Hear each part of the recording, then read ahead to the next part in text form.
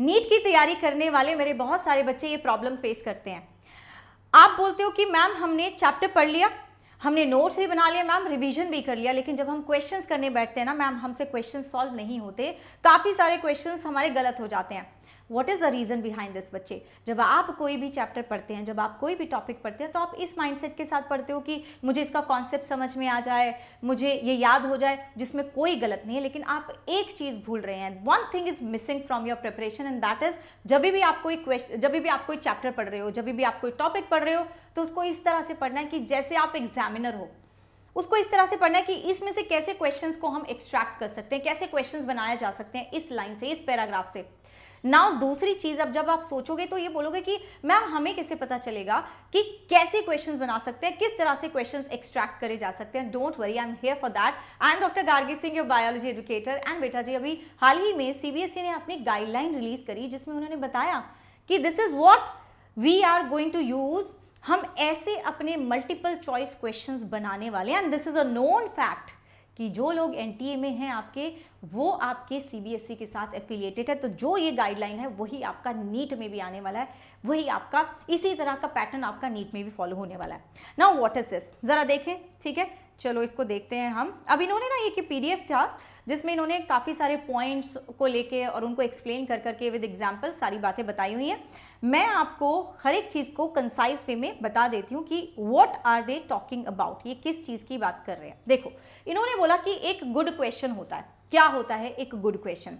इन्होंने बोला कि एक गुड क्वेश्चन वो होता है जिसमें फैक्ट के बेस पे क्वेश्चन हो, फैक्ट प्लस कॉन्सेप्ट के बेस पे क्वेश्चन हो, जिसमें डिस्ट्रैक्टर हो, मैं सारी बातें बताऊंगी आपको, जो रियल लर्निंग को चेक करे। ठीक है, जो बच्चे के एप्टीट्यूड को चेक करे, रियल लर्निंग को चेक करे, ऑल्टरनेट कंसेप्शन हो, जिसमें केस स्टडी हो, सिचुएशन बेस्ड हो, राइट। ये सारी बातें उन्होंने बोली। अब आपको मैं इसको ब्रेक करके बताती हूँ कि आप कैसे समझोगे कि आप जब कोई चीज़ पढ़ रहे हो तो किस तरह से इन सब चीज़ों को दिमाग में लेके आप क्वेश्चंस वहाँ से बना सकते हो। सबसे पहले जी इन्होंने एक कॉन्सेप्ट दिया कि जब भी हम पेपर बनाते हैं या क्वेश्चन बनाते हैं तो we keep that in mind कि एक क्वेश्चन के 3 पार्ट्स हैं। पहला पार्ट है स्टेम। स्टेम इज क्या? स्टेम इज द क्वेश्चन, जो क्वेश्चन है वही स्टेम है। अब उसके बाद आपके पास 4 ऑप्शंस होते हैं, राइट। उसमें से एक करेक्ट आंसर है, दैट इज द की। बाकी बोल रहे हैं कि हम ट्राई करते हैं कि 3 क्या हो, डिस्ट्रैक्टर हो। ठीक है, now not in all the cases, because कुछ क्वेश्चंस थोड़े इजी भी बनाने पड़ते हैं। बहुत सारे बच्चे ऐसे हैं जो सिर्फ जो पेपर है, जो नीट है, उसको क्वालिफाई करना चाहते हैं। तो उनके लिए हम क्या करते हैं कि उनके लिए जो पेपर सेट होता है, पेपर कभी भी ऐसा सेट नहीं होता कि पेपर पूरे के पूरे सारे क्वेश्चन बहुत डिफिकल्ट आ गए, सारे क्वेश्चन बहुत ईजी आ गए। It is like easy, moderate, some tricky. ठीक है, अब इस बार थोड़ा सा ट्रिकी पे जाएगा।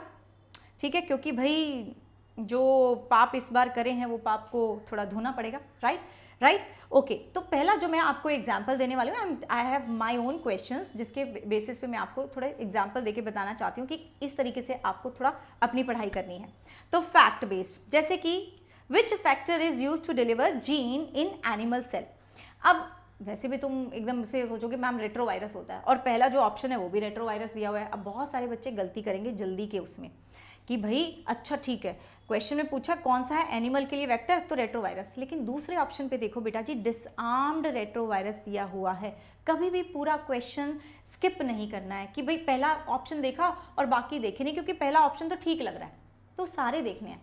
ये एक बड़ा इंपॉर्टेंट सा यहाँ से टेक अवे है। Although this is a direct question, लेकिन स्टिल बहुत सारे बच्चे गलत कर सकते हैं जल्दी के चक्कर में। दूसरा जो यहाँ पे मेरे पास एग्जाम्पल है, that is of case study, situation based मैंने एक क्वेश्चन उठाया है। जैसे कि जिसमें पूछा हुआ है what would happen if the radiation of all nitrogenase enzyme on the earth are inactivated. बोल रहे हैं कि अगर सारी रेडिएशन मैंने मतलब रेडिएशन सारे नाइट्रोजनेज एंजाइम मैंने इनएक्टिवेट कर दे तो क्या होगा। जैसे हम राइजोबियम का एग्जाम्पल पढ़ते हैं, नाइट्रोजन फिक्सेशन करता है, राइट। तो वो कैसे कर पा रहा था, क्योंकि उसके पास नाइट्रोजनेज होता है। अब पहला ऑप्शन देखो, nitrogen fixation will not occur on the earth. Most of the kids they are going to tick this as the correct answer, क्योंकि नाइट्रोजनेज आपने खत्म कर दिया तो कैसे नाइट्रोजन फिक्सेशन होगा। लेकिन बेटा जी go back to my first point, पूरा का पूरा क्वेश्चन पढ़ना है। Photosynthesis will not occur on earth, denitrification process नहीं होगा, biological nitrogen fixation will not occur. Nitrogen fixation rhizobium कौन से वाला करता है, बायोलॉजिकल वाला करता है। तो अगर आपने नाइट्रोजनेज को खत्म कर दिया, बायोलॉजिकल फिक्सेशन नहीं होगा नाइट्रोजन का। बाकी जो दूसरे माध्यम है नाइट्रोजन फिक्सेशन के वो तो हो ही जाएंगे। अच्छा, ऑल्टरनेट कंसेप्शन का मैं आपको एक एग्जांपल दे देती हूँ। Which of the following provide visual evidence of genetic recombination during meiosis. Exactly ऐसी लाइन लिखी हो किताब में ज़रूरी नहीं है, लेकिन हमने उसको ट्विस्ट करके ऑल्टरनेट एक उसका एक वो बना के तुम्हारे सामने रख दिया।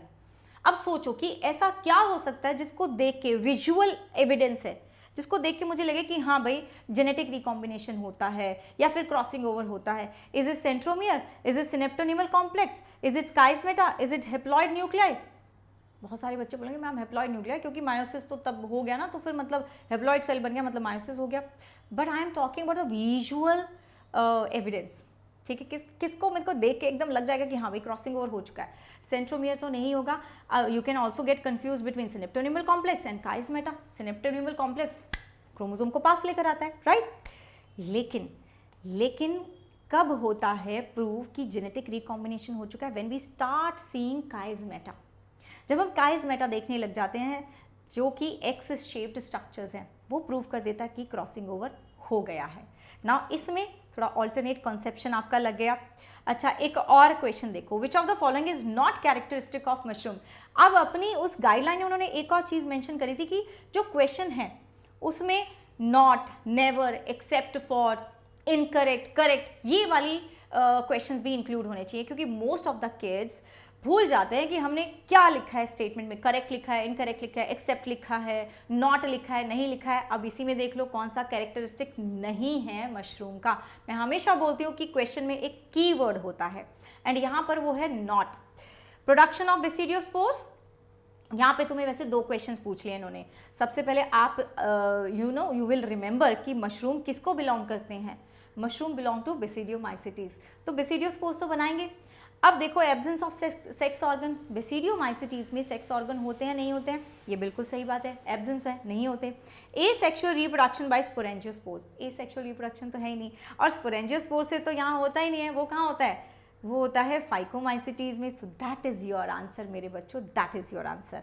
अगला मैं एक क्वेश्चन आपको fact and concept, actually this is a very good example of fact and concept वाला question. In the following plant, the leaf has 2 types of cells for CO2 fixation. आपको यहाँ पे ऑप्शन दिए हुए हैं। अब इसमें कॉन्सेप्ट और फैक्ट कैसे पूछ लिया? पूछ रहे हैं कि leaf has 2 types of cells for CO2 fixation. ऐसे कौन से लीफ हैं, ऐसे कौन से प्लांट है जहाँ पे 2 तरह के सेल्स होते हैं CO2 फिक्सेशन के लिए, या फिर कहाँ पे 2 बार CO2 का फिक्सेशन हो रहा है? प्राइमरी एंड सेकेंडरी कहाँ हो रहा है? C4 प्लांट्स में। तो पहली बात, यहाँ से हमने कॉन्सेप्ट पूछ लिया आपको, ठीक है। एंड इन फॉलोइंग प्लांट्स कौन से ऐसे हैं कि जिसमें 2 तरह से 2 बार CO2 का फिक्सेशन होता है, मतलब कौन से C4 प्लांट्स है? That is a fact, that is a fact. Now you also have to remember the examples, you also have to remember कि कौन से प्लांट्स में 2 बार फिक्सेशन हो रहा है, एंड द एग्जाम्पल आर मेज एंड सॉर्गम। तो इस तरह से क्वेश्चन हमें बनाने पड़ेंगे बेटा जी। चलो एक क्वेश्चन तुम्हारे लिए है, बहुत बढ़िया एग्जाम्पल है of a distractor type of question. बहुत बढ़िया एग्जाम्पल है ऑफ अ क्वेश्चन जहाँ पे हम ग्राफ या चार्ट को लेके क्वेश्चन फ्रेम करा है, क्योंकि वहाँ पे गाइडलाइन में बहुत बढ़िया तरीके से बोला हुआ था कि डायग्राम बेस्ड जो आपका एक डायग्राम दिया हुआ है उससे भी क्वेश्चंस आप निकालो। नॉट जस्ट डायग्राम देख के ना, वो नहीं, लेकिन डायग्राम से टेक्स्ट के क्वेश्चन निकालो, वो बोला हुआ था। और ये बहुत अच्छा एग्जाम्पल है। Which of the following is wrong? Fishes are more diverse than birds, birds are less diverse than reptiles, amphibians are less diverse than birds, mammals are less diverse than fishes। मुझे ज़रूर बताना इसका answer क्या है, right? ज़रूर लिखना। And बेटा जी अगर वीडियो तुम्हें लगता ना कहीं आपको कुछ नया पता चला, ठीक है, तो मुझे ज़रूर बताना कि yes ma'am this video has help me, and like कर देना वीडियो को। अच्छा, एक और तरह का अभी मैं और बता रही हूँ, एक और तरह का आपका क्वेश्चन आता है असर्शन एंड रीजन, ठीक है। अब वो हमें समझ में नहीं आता मैम कि कहाँ से आ सकता है। You have to look for the lines जहाँ पे लिखा है because, therefore, so, that's why. जहाँ पर भी ये लिखा हुआ है ना, वहाँ से आपका असर्शन एंड रीजन निकल सकता है। तो वहाँ पे लिख भी लो, NCERT में वहाँ लिख लेना assertion and reason, assertion and reason. जहाँ पे भी आपको बिकॉज, देयरफॉर ये वर्ड्स दिख रहे हैं ना, दैट मीन्स यहाँ से भाई आपका आ सकता है assertion एंड रीज़न भी। अब इन्होंने एक चीज़ बोली कि एडवांटेज क्या है MCQs हम क्यों पूछ रहे हैं, क्योंकि इससे आपकी नॉलेज अच्छे से टेस्ट हो जाती है, जल्दी टेस्ट हो जाती है।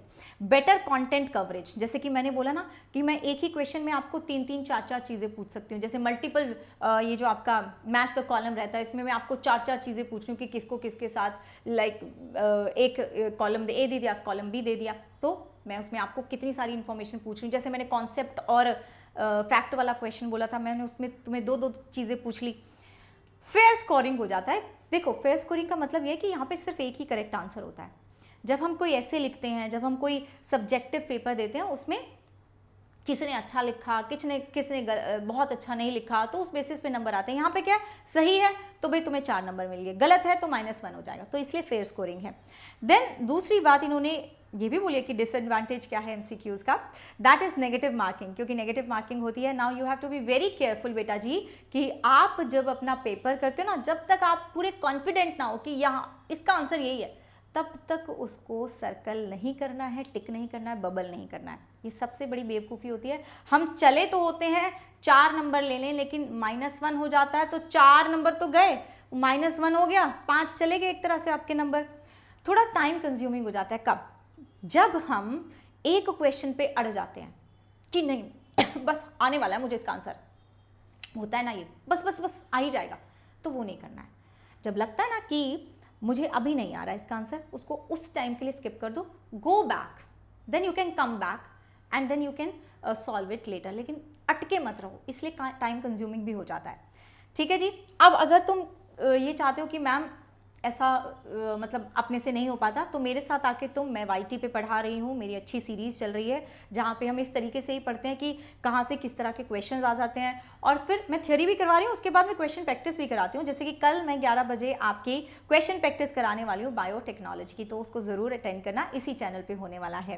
एंड बेटा जी, अगर आप चाहते हो कि एक प्लान्ड वे में, एक स्ट्रक्चर्ड वे में मैं पढ़ूँ, एक ऐसे एनवायरनमेंट में मैं पढ़ूँ जहाँ पे कोई डिस्ट्रैक्शन नहीं है, जहाँ पे मुझे इंटरेक्टिव क्लासेस मिल रही हैं, क्लास में भी मैं डाउट पूछ सकूँ, डाउट सॉल्विंग क्लास के बाद भी हो रही है, मुझे क्वेश्चंस मिल रहे हैं प्रैक्टिस करने के लिए, मुझे मॉक टेस्ट मिल रहे हैं, मॉक टेस्ट का एनालिसिस हो रहा है, बढ़िया तरीके से मेरी डाउट सॉल्विंग हो रही है, एंड आपको मेरा पर्सनल मेंटोरशिप भी मिल रहा है। Then you can join our team ninjas का बैच, एंड ये बैच अभी आपको मेरा कोड लगाने पे, गार्गी कोड लगाने पे मिल रहा है 5,500 का। ठीक है बेटा जी। एंड आप ऑल इंडिया टेस्ट सीरीज भी ले सकते हैं 11th के लिए, 12th के लिए, या फिर दोनों के लिए। प्राइस इज द सेम 2000 जब आप मेरा कोड गार्गी लगाओगे। एंड ऑल्सो आप कर सकते नहीं, आपको करना है, ये वाला तो सबको करना है। ठीक है। नेशनल स्कॉलरशिप टेस्ट जो है अनअकैडमी का, वो सब बच्चे देने वाले हैं, लिंक आपको डिस्क्रिप्शन में मिल जाएगा। So do let me know कि आज की वीडियो से क्या आपको थोड़ी सी क्लैरिटी हुई कि आपको किस तरीके से पढ़ना चाहिए, अब किस तरीके के क्वेश्चंस आप एक्सपेक्ट कर सकते हैं।